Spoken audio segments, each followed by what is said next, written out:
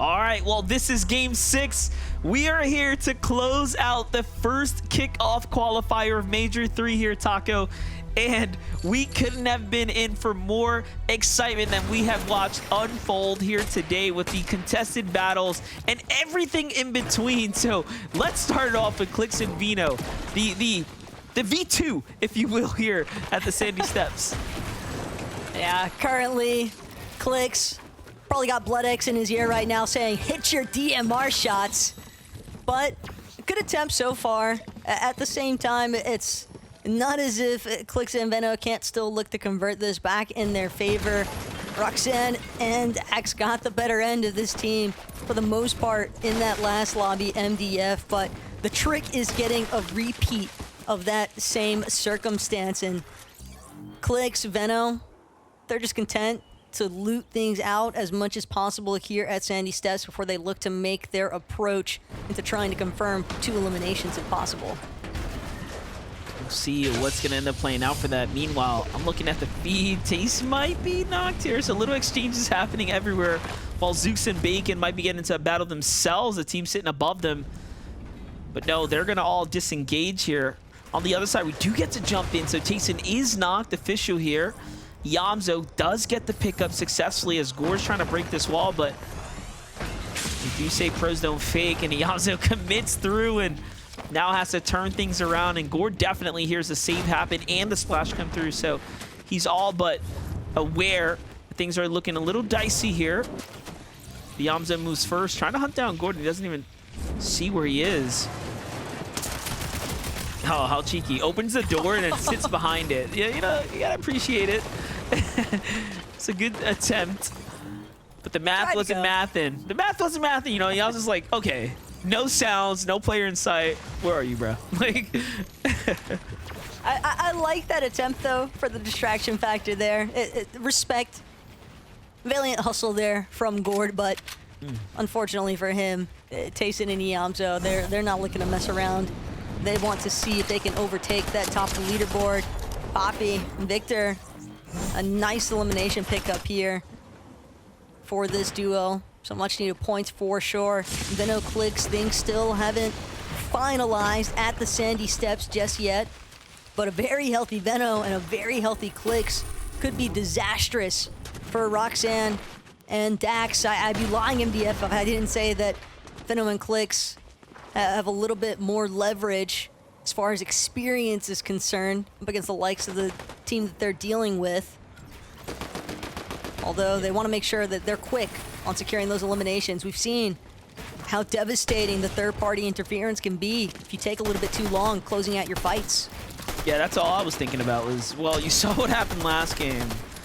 Yeah, Noxy and JoJo Fishy just rolling up. Like, so I'm not sticking around the drop for too long. Definitely not after game 5. And in fact, I'm probably studying game 5 a little bit longer, because if this was a grand finals, you know, that little wrench being thrown in there, you want heads up on plays like that. But from one disengage straight into a fight, it looks like Edgy and Death actually pushed the envelope here, because Zooks and Bacon were the first to try to give up this fight. They didn't necessarily want it when they took the launch pads. They went in the opposite direction, but Edgy really forcing the situation here. Now he's got a knock and does have the advantage still. No eyes yet on Zooks, and Zooks is trying to get to his teammate here, but there's a down body, gets the finish. Fine, Zooks. Grabs the walls as well, and he's got the advantage still. I'm thinking he should play for the pickup right now. There's teams everywhere here.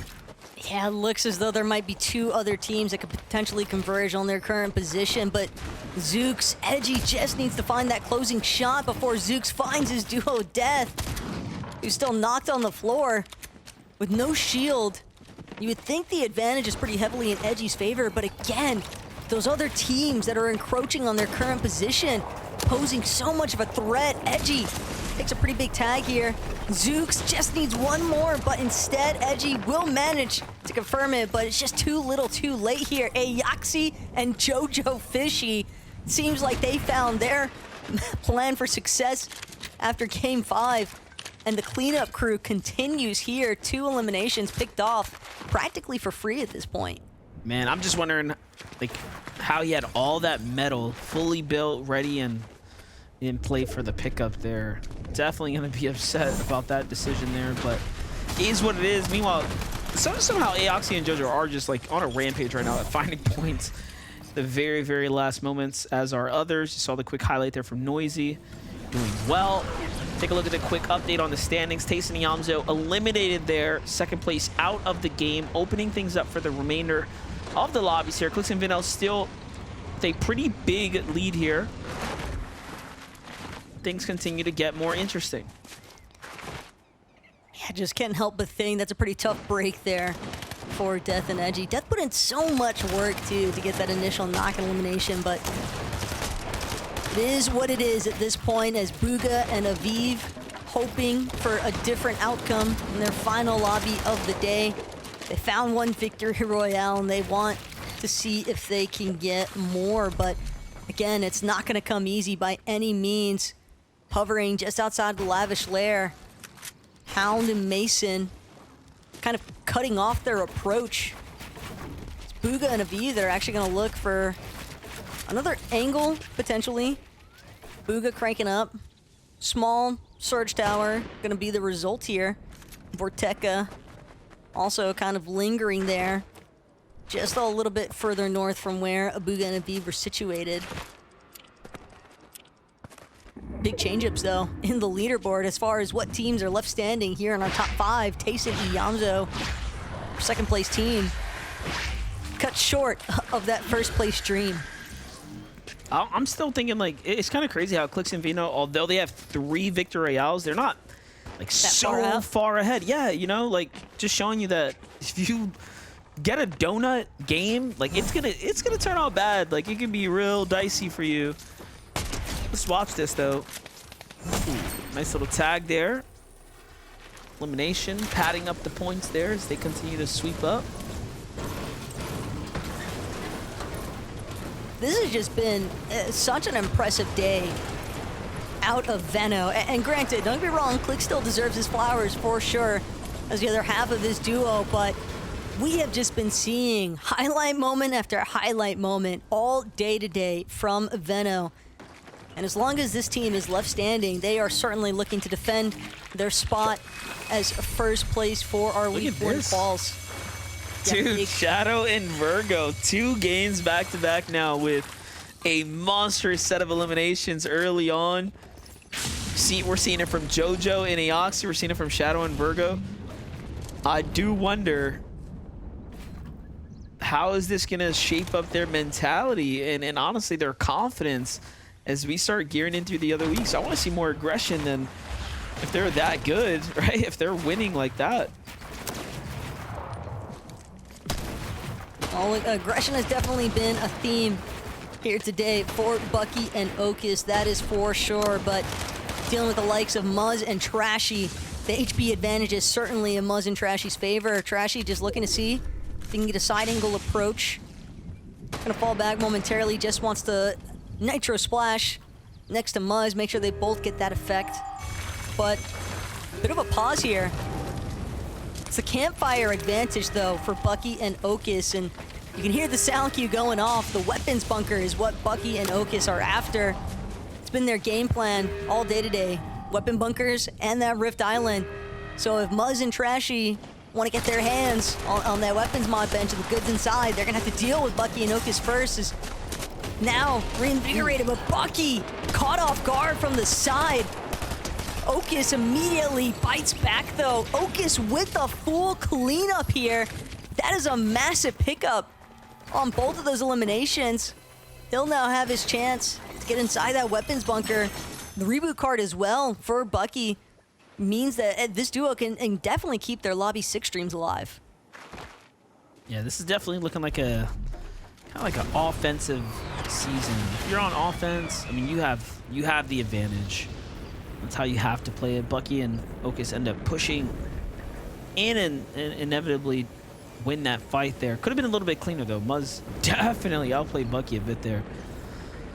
However, they both hit pretty big shots on one another, equalizing things. Vino and Click's on the move right now, not looking to play deep into the storm, and more interestingly, rotating straight out of the desert biome where in the first couple of games, they were a lot more comfortable being there, but I guess that Game 5 scare, right? All those duos there really has shaken up their strategy here, and they're playing more of a dead side rotate. So interesting to see the micro adjustments coming in just in the final round now for Clix and Veno, who want to be in that first place seed spot coming out of today.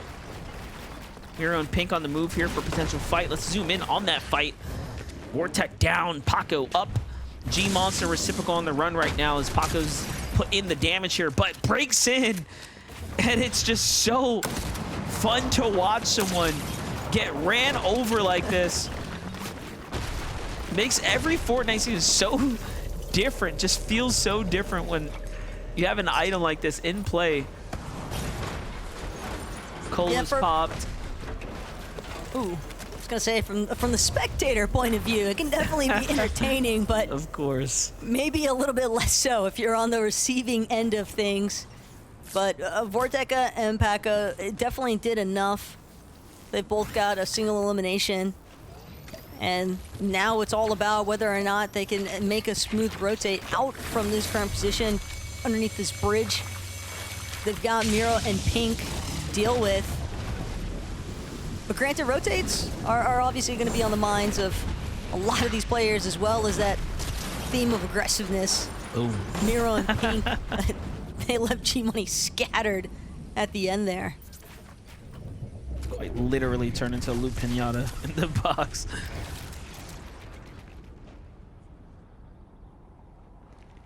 Not halfway through yet.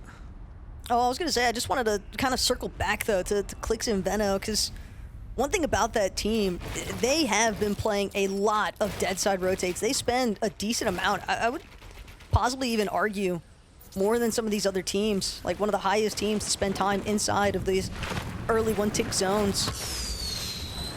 Their game plan for a while has been to kind of utilize those launch pads and just play slowly through the desert biome.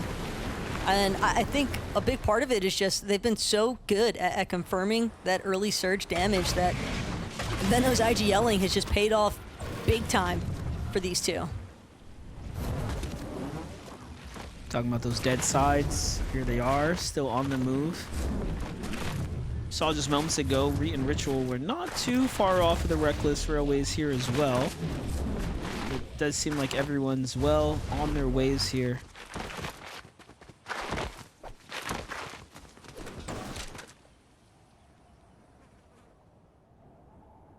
Doubt they have to worry about encountering anyone anytime soon, though, given that their intention is to kind of just wait until more of those late game zones come into effect. Given that Miro, though, is in a whole world of trouble here. Reet and Ritual have spotted him out. Whoa. As a solo. He doesn't even get a chance to respond. Just immediately taken down. You can see the red flames, man. Reet and Ritual, sure, they're celebrating currently, but that nitro boost effect is just ridiculous. So silly. You have to love Fortnite and all the options you have to celebrate, if you will, after coming up on some points there. And Reet and Ritual, they need that. They need something going for them. They've had a pretty rough day. Pink and Miro have had a great day, all things considering. Had they not just been eliminated, they'd surely finish in the top 5. Now, questionable if they can maintain with 206.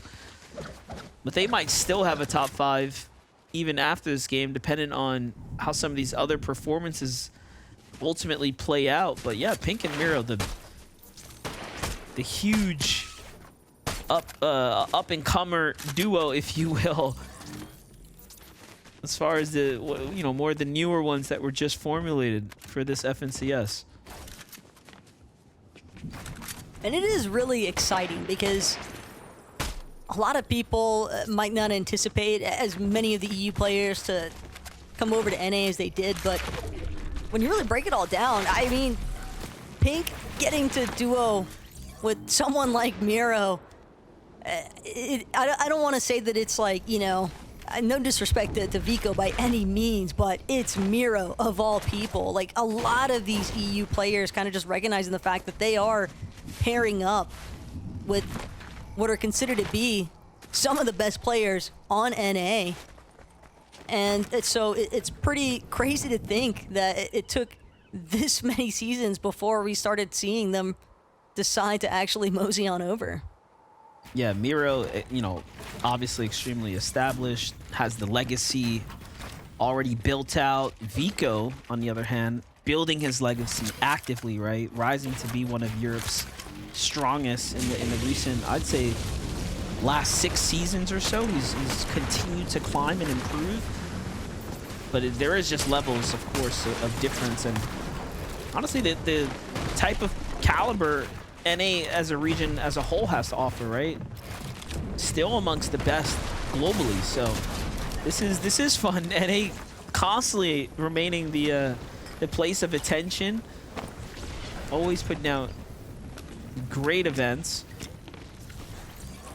Bugan Aviv. Okay, we have not seen them with 4 eliminations this early into a game so far. I wonder what changed. So they're just turning online right now. So put them closer to top 10 as well. We'll get a chance to see. Nice shot from Booga on that Huntress DMR. And yeah, I don't think Taki was having fun there.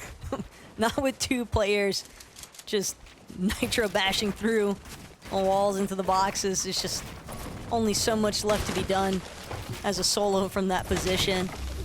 But Veno and Clicks kind of recognizing the fact that they've got a handful of teams, definitely local to their current position, so they want to make sure that they are cautious, smart with their timing on this next rotate.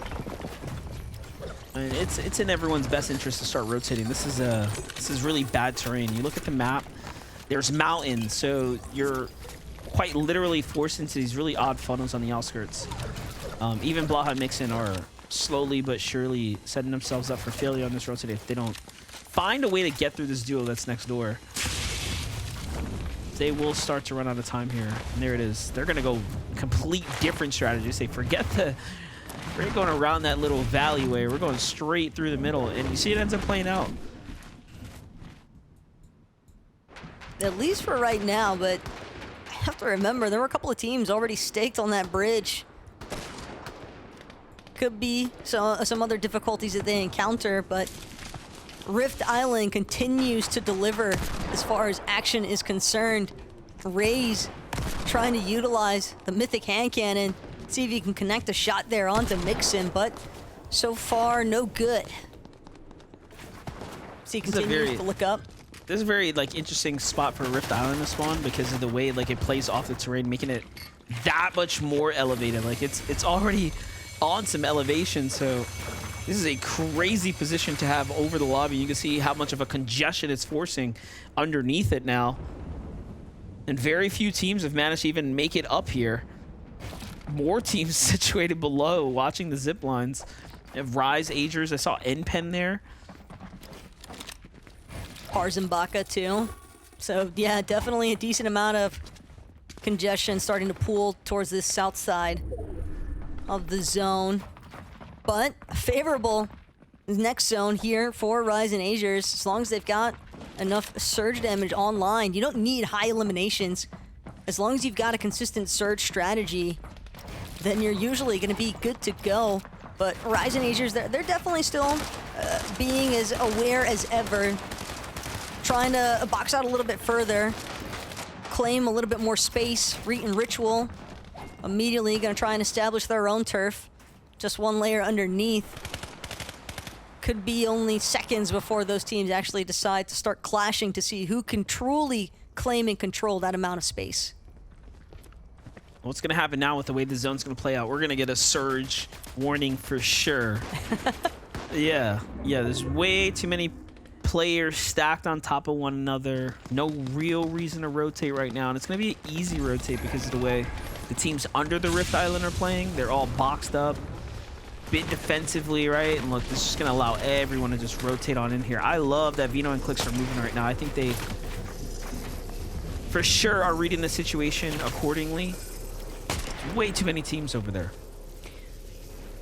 Didn't get a chance to check early on, but Keep in mind, Clix and Veno, they are a team that likes to play for Forecast if the Forecast Tower north of Sandy Steps actually spawns in. So could be good odds that they might have that under their control, which is part of the reason why we see them in such a strong position. But 118 below that damage threshold, didn't find enough surge earlier on. So Veno, Clix doing what they can. Veno's got that thermal scope on the Hunter's DMR, spots out Convict, good tag, but just barely gonna crawl his way to 17 above that damage threshold now. Still.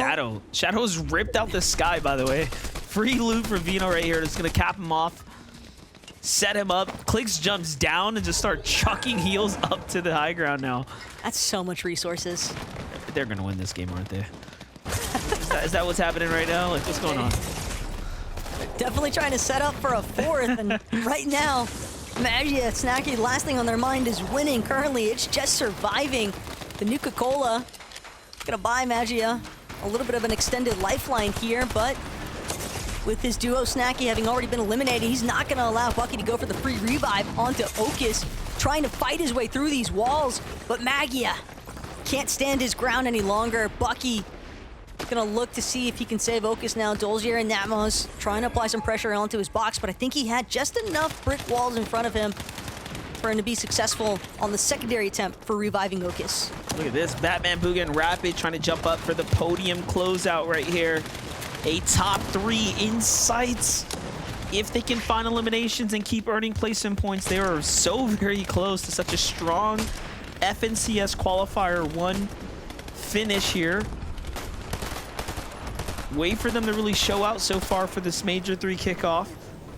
Meanwhile, Tyler and Curve have continued to remain on the high ground, but look, no opportunities to find big damage have kind of put them in a bit of a precarious spot here. They have to get more active. I'm trying to shuffle through. Yeah, I was going to say, I'm trying to find where Clix and Veno position themselves here. 98 below, or sorry, above here, so barely holding on right now. Again, Zone 9, Storm Surge, gonna stay active for just a little bit longer here, but again, we're gonna see some teams get a temporary bailout until Zone 9 actually comes to effect. We're looking for 26, 36 is the cutoff there for the Zone 8 36 player count, and now one more time, 8 above currently for Clix and Veno, so they're definitely in a bit of a tough position if they can't confirm some more damage or eliminations in general. I mean, they're just waiting. They're just waiting for the zone to pull away from that island so they can actually take high ground. That's all their timing right now. Is they have so much material as well. We'll see how it plays off. The longer this Rift Island stays into play, the harder it is for anyone to actually play for a real dominant position here. 4 above, 35 above, little by little working their way up. Clix didn't see it coming. Right side of his wall just immediately taken by a player with that nitro effect. Veno now left to scramble. A couple of shieldfish are gonna get him one step further here, but 2 white HP is not the kind of situation you want to find yourself in as a solo here. Veno, he's done some monstrous performances already here today, but at this point, MDF, it's all about just trying to confirm a couple more placements. Maybe he finds another elimination here, but the Gatekeeper just not going to be able to confirm a knock. He's not going to get that refresh he so desperately needs. Yeah, no, this is just too difficult of a position to crawl your way out of, but I mean, he finds a moment to recoup himself here. He's done a great job reading the zone so far, but this layer, too contested. You just give it up, but he's still remaining second high. There it is. Finally, reality sets in. Okay, maybe I should not be playing so close to high ground, let alone this incredible mid-ground position right now. And Curve and Tyler, I don't know where they found the material count to build out like this, individually, by the way, but they have done enough to be in control of the high ground spot right now. Batman, Booga, and Rapid continue to earn points now. Meanwhile, on the low ground, Veno earning more and more, just solidifying what will be his first place spot here. That's what they're trying to hold on to right now. The worst part, though, is Veno has to stay ahead of the zone. He can't afford to get caught for even one storm tick at this point. Veno doing everything in his power. You can see the edits panning through his final 6 builds left to try and control his fate. Takes out the floor from underneath block, but won't get a chance to fire off his shot. And again, it seems almost inevitable at this point before he goes down. And he's got no time to mess around with the edge of the storm there. You can see continuing to pressure him inwards. Somehow there's still 11 teams alive. There's so many solos up. There it is. Vino falls there, giving away the 10th place spot to Aiden, but Batman Booga earning just a little bit more. 3 HP now, as desperate as ever. That's it. All out of everything. Tries to find a little bit more points there. Gets Tyler with the knock. Can he get the second? No, goes for the thirst. Doesn't recognize that the duo mate curve was right there. So hurt. And now high ground has been given up. Noxy and Krispl, one of the last to survive here as they jump down. But on the low ground, Batman Booga, Booga and Aviv are alive and well. Aviv, though, he's got all of the material count. Booga, absolutely nothing left, fully depleted of his builds. Noxy and Krispl looking to have a strong position, but they don't have builds either. Mats. Krispl doesn't have any mats. He's going to be forced to retreat. Flopper going to buy him a little bit more time. But again, Noxy, Krispl, they just need to confirm the shots onto Aviv. One more is going to do it, and sure enough, Noxy and Krispl are Game 6 Victory Royale winners to close everything out for Week 1 here, MBF. Good to see Krispl continuing to rack up some wins here and put up some numbers alongside Noxy. They really did need those, those points there and the confidence. But Booga and Aviv, you have to give them their credit. That was a very difficult zone for them to play out of. And this was one of their, faster starts and paces that they managed to keep up this entire game. Remember, we were celebrating their 4 elims so early in the game, and then look at this, Noxy and Krispl, sleeper team, jumps well above 220 points. Who knows where that's going to put them as far as the standings are concerned, because that was a strong Game 6 finish for them, Taco. Yeah, it's definitely some very much needed points. And granted, MDF, a lot of this placement, the primary concern is going to be surrounding how many series points do we actually manage to accrue. Well, one thing's for sure, we've got our analyst and Zeke to be able to tell us who ended up where on this Week 1.